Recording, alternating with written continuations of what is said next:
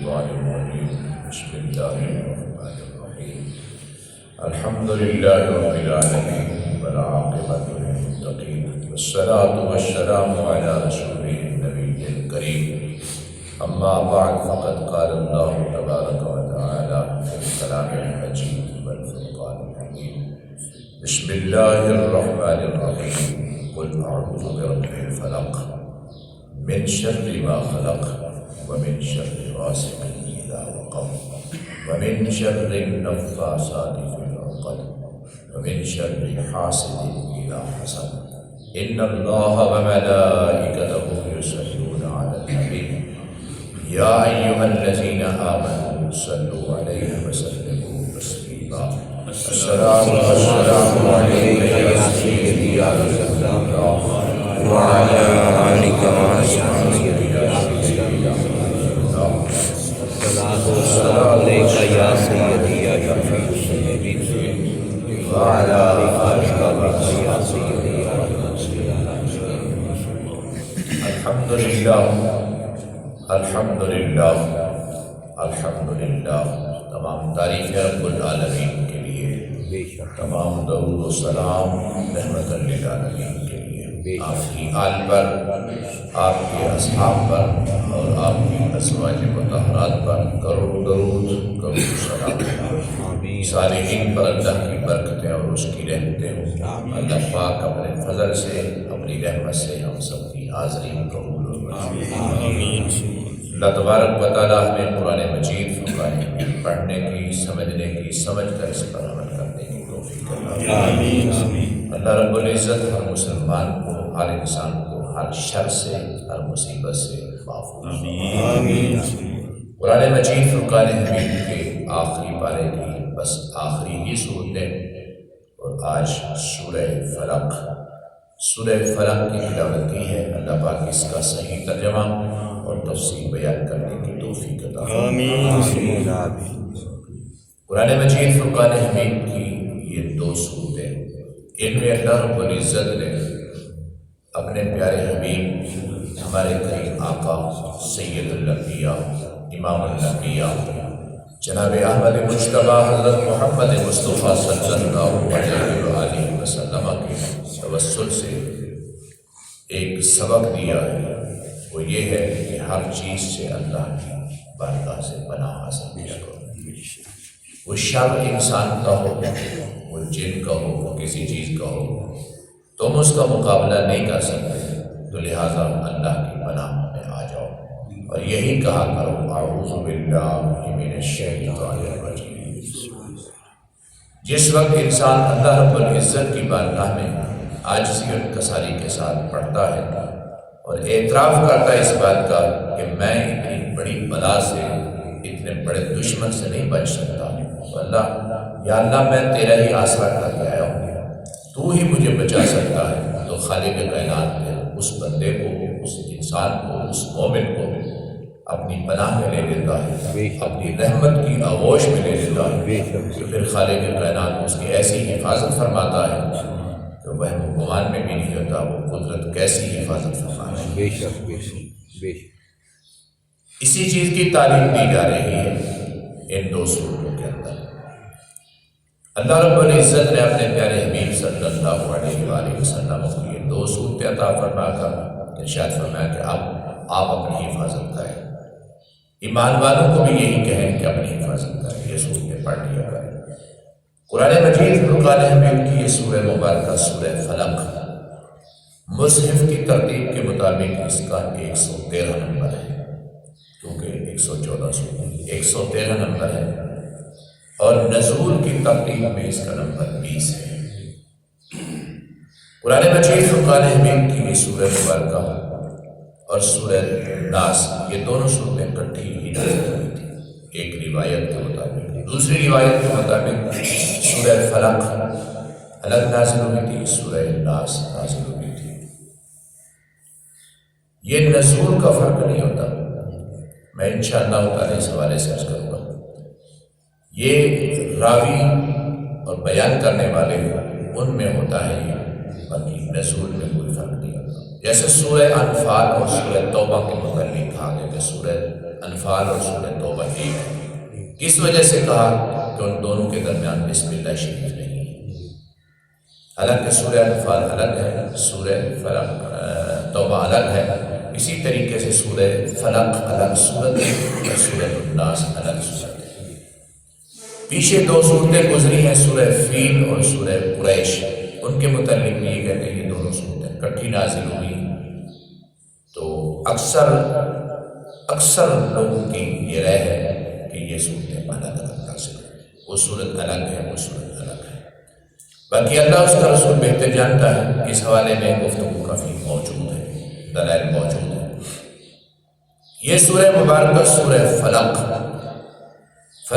صبح کو کہتے ہیں، یہ صبح جو ابھی ہو رہی ہے، یہ جو روشنی پھیل رہی ہے، اس کی وضاحت میں یہی ہے۔ اللہ پاک نے ارشاد فرمایا بسم اللہ الرحمن الرحیم، اللہ کے نام سے شروع کرتا ہوں جو نہایت ہی مہربان ہمیشہ رحم فرمانے والا ہے۔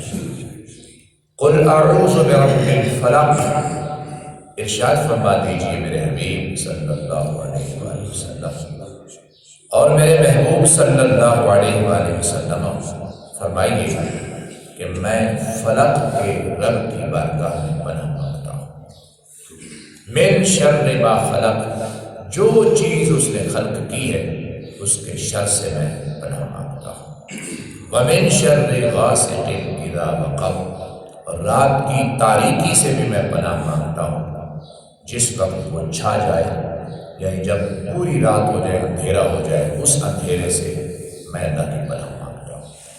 وَمِن شَرِّ النَّفَّاثَاتِ فِي الْعُقَدِ، اور گرہ ڈال کر گرہوں میں پھونک مارنے والی سے بھی میں پناہ مانگتا ہوں، پھونک مارنے والیوں سے۔ وَمِن شَرِّ حَاسِدٍ إِذَا حَسَدَ، اور میں حاسد کے حسد سے جب وہ حسد کرے تو میں تیری بارگاہ میں اس کے شر سے بھی پناہ مانگتا ہوں۔ یہ تعلیم ہے اللہ کے حبیب کے صدقے ہر مسلمان کا تحفظ فرمائے۔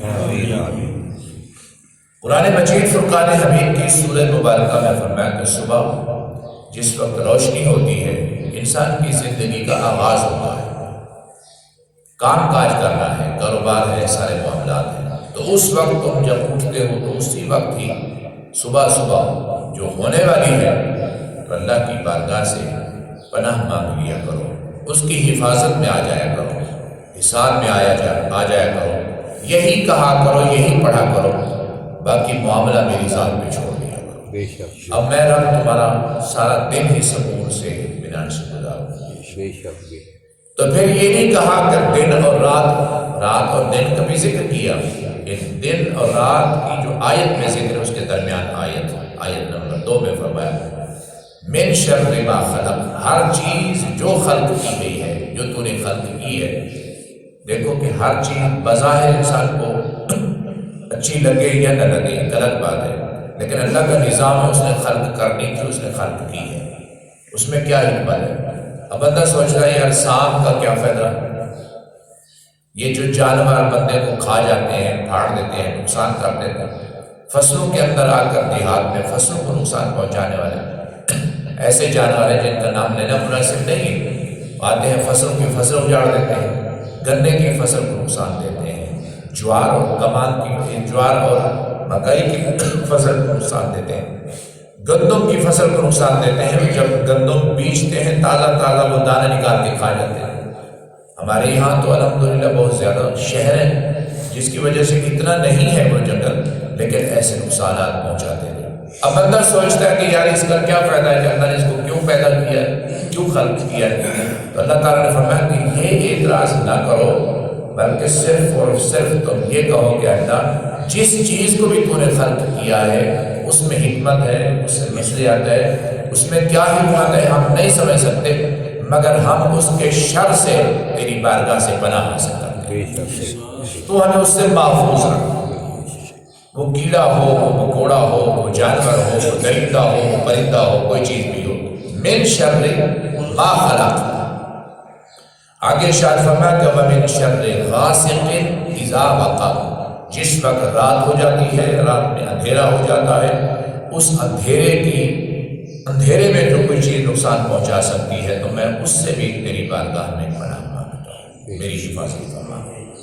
حضور دن کی روشنی ہو رہی ہے، صبح ہو رہی ہے، تو یہ تعلیم دی جا رہی ہے کہ تو میری پناہ میں آ جا۔ رات ہو رہی ہے تو حکم مل رہا ہے کہ تو میری پناہ میں آ جا۔ یہ نبی کو حکم مل رہا ہے، تو پھر آپ خود اندازہ فرمائیں کہ ہمیں ضرورت ہے اس کی پناہ کی نہیں ضرورت، ہمیں اس کی ضرورت ہے کہ نہیں ضرورت؟ جبکہ اللہ نے اپنے حبیب کے ساتھ وعدہ کیا ہے، وَاللَّهُ يَعْصِمُكَ مِنَ النَّاسِ، اے میرے محبوب میں آپ کو لوگوں کے شر سے محفوظ رکھوں گا۔ تو یہ واقعات رسول پاک دیکھ چکے تھے، یہ واقعات رسول پاک دیکھ چکے تھے۔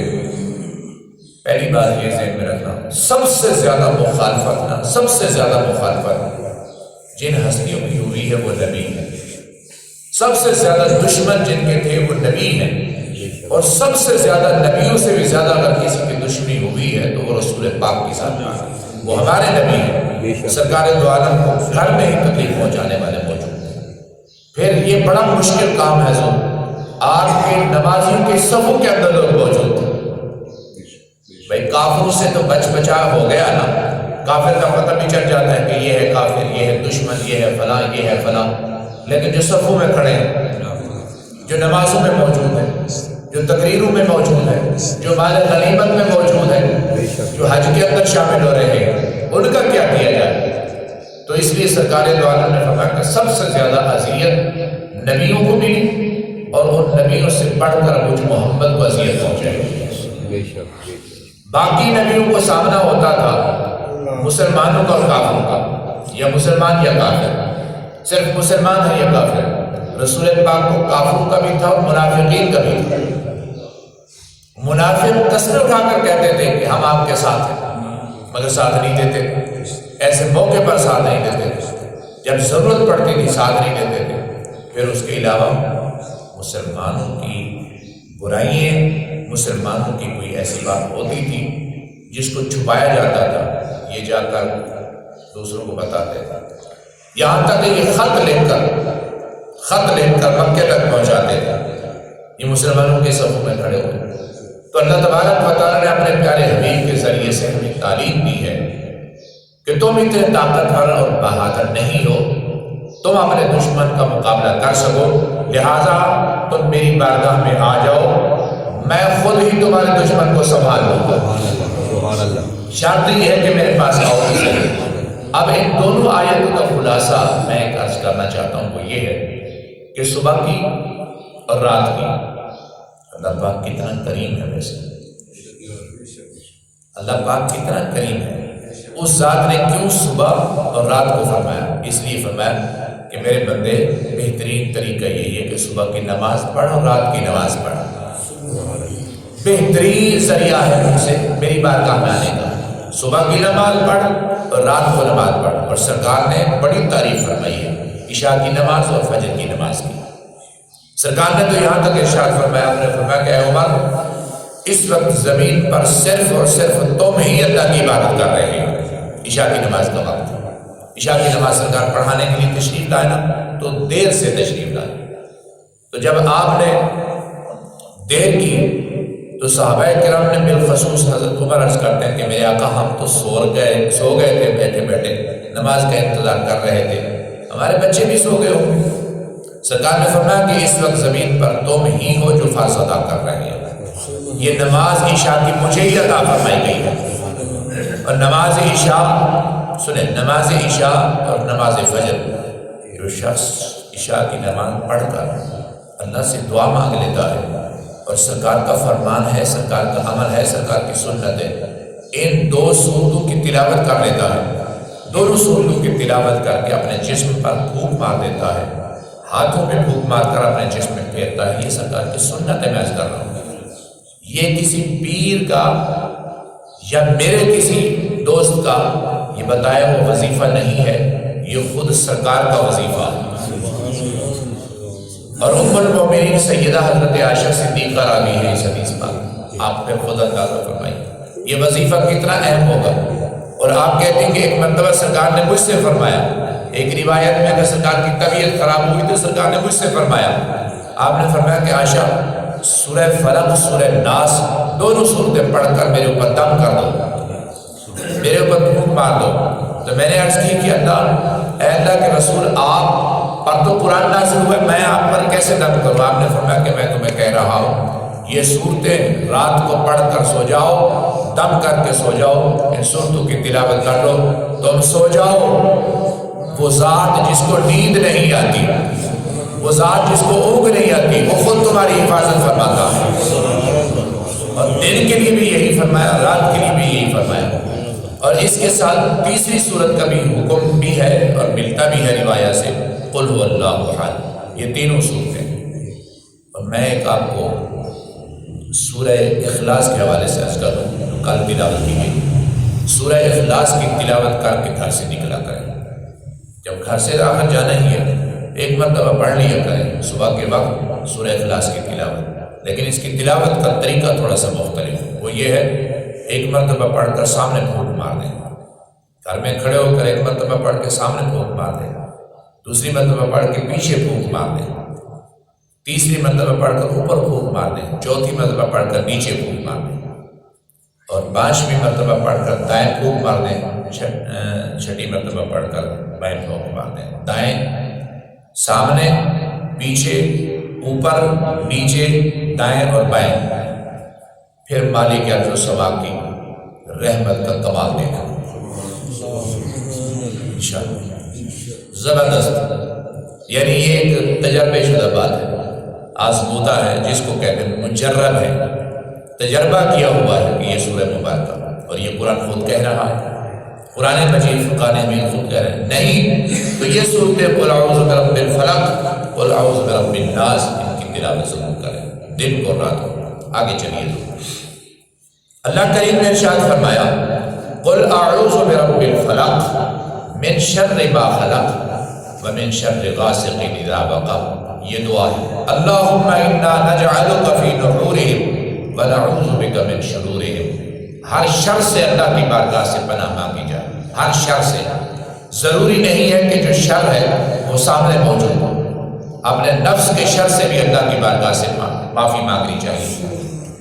ہمارا نفس بھی ہمیں مجبور کرتا ہے نا، سردی ہے، گرمی ہے، ٹائم ہے، یعنی نمازی ہم جو نمازی لوگ بیٹھے ہم یہ کہتے ہیں کہ ابھی ٹائم ہے، پڑھ لیں گے، دوسری رکعت میں، تیسری رکعت میں، چوتھی رکعت میں سلام پھیرتے وقت پہنچ ہی جائیں، ٹائم نکل گیا ہے، یعنی ایک نماز کا ٹائم تھا، ظہر کا ٹائم تھا، عصر کا ٹائم تھا، پڑھ لیں گے، کام سے فارغ نہیں ہوتے، یہ گاہک آ گیا ہے، یہ کام ہو رہا ہے، یہ کام کر لیتا ہوں، گھر پہنچ کے نماز پڑھتا ہوں، حضور نہیں۔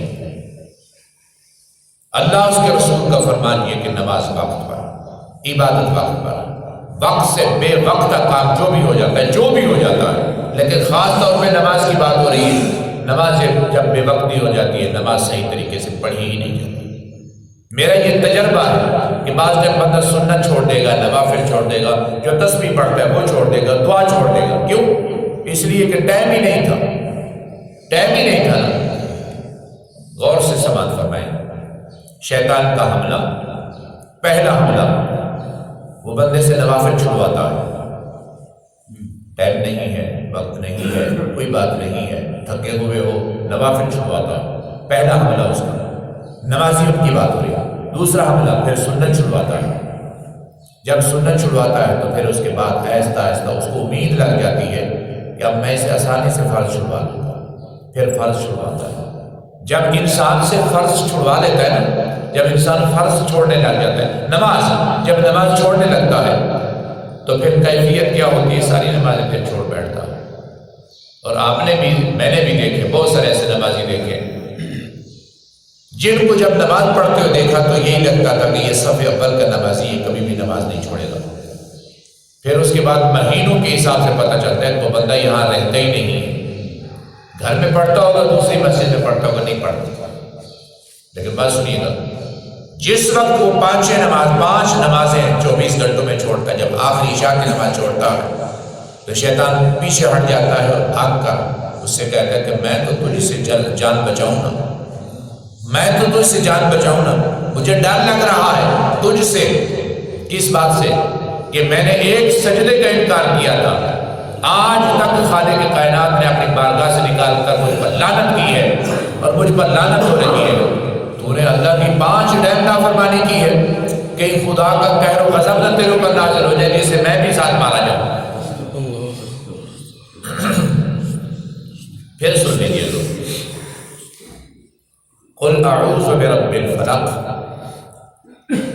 رب فلق، رب الفلق۔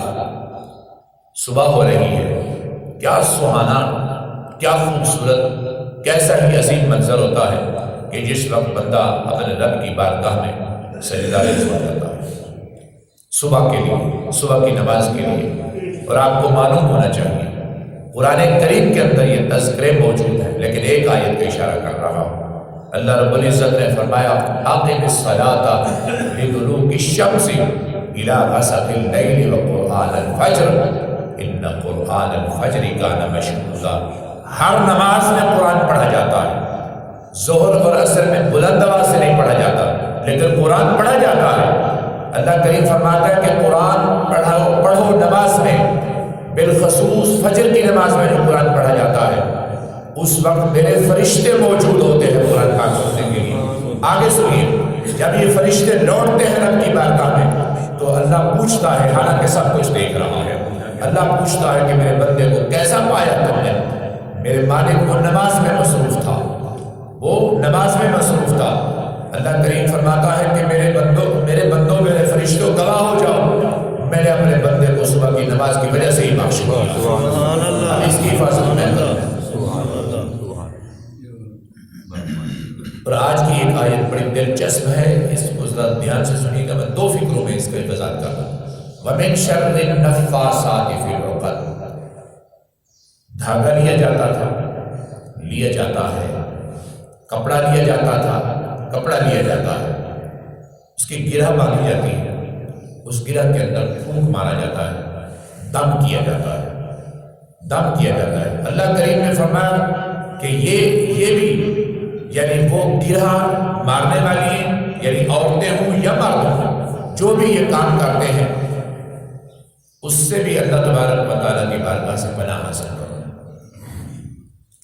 سنیے گا، جادو کا زور تھا، جادو کی بڑی زبردست وضاحت پہلے پارے کے اندر سورہ بقرہ کے اس آیت کے اندر موجود ہے کہ جس میں یہود و نصارہ نے کہا تھا معاذ اللہ کہ سلیمان علیہ السلام بہت بڑے جادو کے زور پر حکومت کرتے تھے۔ سلیمان علیہ السلام کی جو حکومت تھی وہ جادو کے زور پر تھی، تو اللہ تبارک و تعالیٰ نے فرمایا کہ وما کفر سلیمان ولکن الشیاطین کفروا یعلمون الناس السحر۔ جواب دیا، فرمایا کہ نہیں، وہ تو اللہ کا نبی تھا، نبی کا جادو سے کیا تعلق ہے؟ نبی تو وظائف بھی نہیں پڑھتے، نبی صرف اس کی رضا کے لیے کام کرتے ہیں۔ نبی کو یہ ضرورت نہیں تھی کہ میرے رزق میں اضافہ ہو، نبی کو اس چیز کی ضرورت ہی نہیں ہوتی۔ تو میں عرض یہ کر رہا ہوں، گرہ باندھنے والی ہیں جو گرہ میں پھونک مارتی ہیں ان کے شر سے بھی اللہ کی پناہ میں آؤ۔ جادو کرنے والا بندہ کل بھی اور آج بھی، سنیے، کل بھی اور آج بھی، کل بھی اللہ تبارک و تعالیٰ کا نافرمان تھا اور آج بھی اللہ کا نافرمان ہے۔ بعض اوقات سنیں، بعض اوقات جادو کرنے والا دائرہ اسلام سے بھی خارج ہوتا ہے۔ میں بڑے ہلکے الفاظوں میں کہہ رہا ہوں، یعنی ہاتھ تھولا رکھ کے بات کر رہا ہوں، سیدھی سی بات ہے۔ باقی بات یہ ہے کہ کیونکہ میں اس لیے کہہ رہا ہوں کہ کچھ مسلمان بھی ہیں جو جادو کرتے ہیں، میں اس لیے کہہ رہا ہوں، ورنہ جادوگر کافر ہوتا ہے، جو جادو کرنے والا ہوتا ہے، جو جادوگر ہوتا ہے وہ کافر ہی ہوتے ہیں۔ اب مسلمانوں کے اندر بھی ہے کہ روحانی علم کے ساتھ ساتھ کالا علم بھی کرتے ہیں اور اس کو نام یہی دیتے کہ نہیں ہم تو یہ کرتے نہیں۔ اب کسی بندے کو ہلاک کرنے کے لیے کسی سے 10 20 ہزار 40 ہزار 50 ہزار لے کر اس کو ہلاک کرنا، تویز بنانا، بت بنانا، اس میں سوئیاں ٹھوکنا، اس میں یہ کرنا وہ کرنا، یہ کتنا بڑا گناہ ہے، کتنا بڑا جرم ہے۔ بہرحال دوسری چیز ہے، آسان لفظ میں عرض کر رہا ہوں، قرآن ہے، قرآن اور حدیث ہے۔ قرآن اور حدیث سے ثابت ہے کہ دم کرنا قرآن کی آیات پڑھ کر یہ رسول پاک کی سنت ہے۔ سرکار دو عالم سب سے زیادہ اپنے بیٹے حسن اور اپنے بیٹے حسین پر یہ دونوں صورتیں پڑھ کر دم فرمایا کرتے تھے جب بھی کوئی بیماری ہوتی۔ آج کی آخری آیت اور بڑی دلچسپ آیت، اللہ پاک کی بارگاہ میں پہلے معافی مانگتا ہوں، معافی مانگ کر میں اس کی بارگاہ سے خیرات مانگتا ہوں کہ اللہ تعالیٰ ہمیں اس آیت کو سن کر عمل کرنے کی توفیق عطا فرمائے۔ آخری آیت ہے حضور وَمِن شَرِّ حَاسِدٍ إِذَا حَسَدَ، حسد کرنے والے کے حسد سے جس وقت وہ حسد کرے، پناہ مانگتا ہوں تیری بارگاہ سے۔ سنیے، حسد لفظ چھوٹا سا ہے نا، حاسدٍ إِذَا حَسَدَ، جب وہ حسد کرے۔ حسد کا معنی کیا ہے؟ حسد کا معنی یہ ہے کہ جو آپ کے پاس چیز ہے یہ مجھے مل جائے، آپ کے پاس نہ رہے، یہ میرے پاس ہو آپ کے پاس نہ رہے، یہ مجھے ملے یا نہ ملے تیرے پاس نہ رہے، اس کو حسد کہا جاتا ہے۔ بڑے آسان لفظ ہے۔ آپ کے پاس گاڑی ہے، آپ کے پاس موٹر سائیکل ہے، میں پیدل ہوں اور حسد کیا جا رہا ہے کہ میرے پاس نہیں ہے، اس کے پاس ہے، تو میرے پاس چلو نہیں ہے تو کوئی بات نہیں، اس کا تو ایکسیڈنٹ ہونا، اس کی گاڑی کا چوری ہونا، اس کی گاڑی کو تو آگ لگے نا، حسد کرنے والا، اس کو حسد کہتے ہیں۔ اب حسد کا ایک نہیں دو نہیں کئی قرآن پاک میں واقعات ہیں۔ سب سے پہلا واقعہ جب اللہ کریم نے فرمایا اے فرشتوں سجدہ کرو آدم، سب سے پہلے جس نے حسد کیا اس پر آج تک خدا کی لعنت برس رہی ہے۔ اس نے کس بات پر حسد کیا؟ اس نے کہا کہ اس کو خلیفہ بنایا جا رہا ہے، اس کو نائب بنایا جا رہا ہے، اس کو اللہ کریم نے اپنے دست قدرت سے بنایا ہے۔ اور سنو، جب اللہ کریم نے فرمایا کہ تو نے اس کو سجدہ کیوں نہیں کیا جبکہ سب نے سجدہ کیا ہے، تو قرآن کہتا ہے کہ ابلیس بولا، کہنے لگا کہ میں اس سے بہتر ہوں، جس کو تو نے سجدے کا حکم دیا میں اس سے بہتر ہوں، میں اس کو کیوں سجدہ کروں، یہ مٹی سے بنایا گیا ہے، میں آگ سے بنایا گیا ہوں۔ تو اللہ کریم نے پھر کیا کیا؟ نکال دیا۔ یہ پہلا حسد، زمین پر پہلا حسد کرنے والا انسان، سن لیجیے، زمین پر پہلا حسد کرنے والا آدم علیہ السلام کے 4 بچے پیدا ہوئے، بیٹی بیٹا پیدا ہوئے، قابیل اور اس کی بہن، دوسری جوڑی پیدا ہوئی بہن بھائی، حابیل اور اس کی بہن۔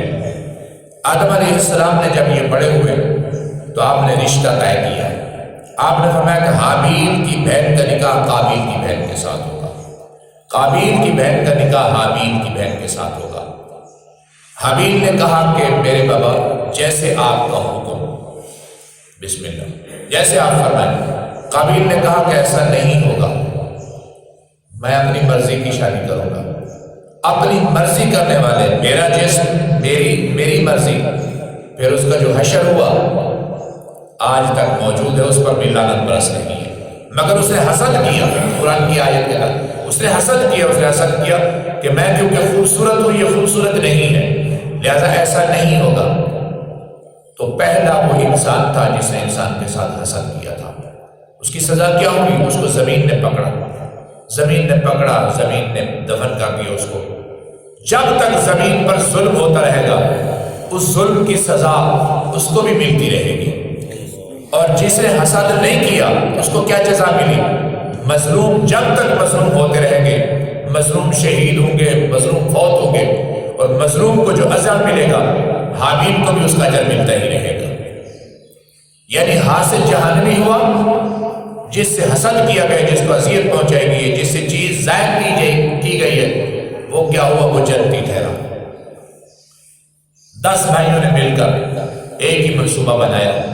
وہ منصوبہ کیا تھا کہ یوسف کو اٹھاؤ، مار ڈالو اس کو۔ یوسف کو اٹھایا، کنویں میں پھینک دیا، پھر پتہ چلا کہ لوگوں نے نکال لیا ہے تو پھر بھاگ کر اس کو بیچ دیا، پھر اللہ نے کیا دکھایا؟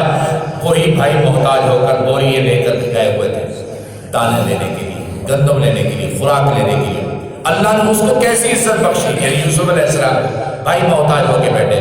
سب سے بڑی بات، یہ سارا قرآن پاک یوسف علیہ السلام کا تذکرہ کرتے ہوئے آیت نمبر 100 اللہ کریم ارشاد فرماتا ہے کہ جس وقت یہ سارے کے سارے پہنچے اور سب نے، یعنی باپ نے بھی، ماں نے بھی، بھائیوں نے بھی، سب نے، پورا خاندان انہوں نے جناب یوسف کو سجدہ کیا. جناب یوسف کو سجدہ کیا تو یوسف علیہ السلام نے اس وقت فرمایا، آپ نے فرمایا کہ میرے خواب کی تعبیر ہے یہ بابا، جو میں نے خواب دیکھا تھا بچپن میں، جو خواب دیکھا تھا کہ 11 ستارے، ایک چاند، ایک سورج مجھے سجدہ کر رہا ہے، تو یہ میرے خواب کی تعبیر ہے.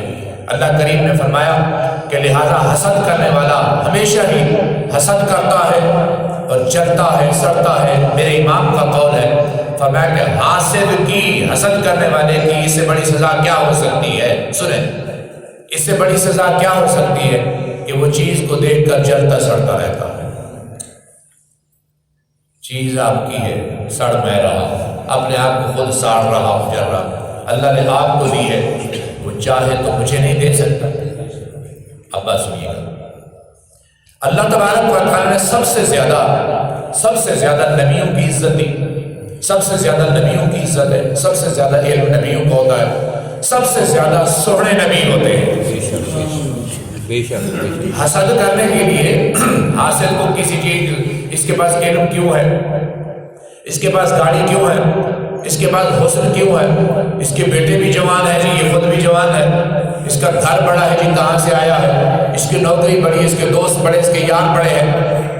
سنیے، سب سے زیادہ حسین نبی ہوتا ہے. نبیوں سے بڑھ کر اگر کوئی ہستی ہے تو وہ سید الانبیاء کی ذات ہے. سب سے زیادہ حسد نبیوں سے کیا جاتا ہے، اور سب سے زیادہ نبیوں میں سے سب سے زیادہ حسد رسول پاک سے کیا گیا ہے. اس لیے یہ قرآن کریم کی صورت نازل ہوئی. اللہ کریم نے فرمایا کہ وَمِن شَرِّ حَاسِدٍ إِذَا حَسَدَ، میرے محبوب تجھ سے کوئی غیر تھوڑے سڑتے ہیں، کچھ غیر تھوڑے حسد کرتے ہیں. یہ تو حویلی کے اندر موجود ہے، ادھر صفوں کے اندر موجود ہے.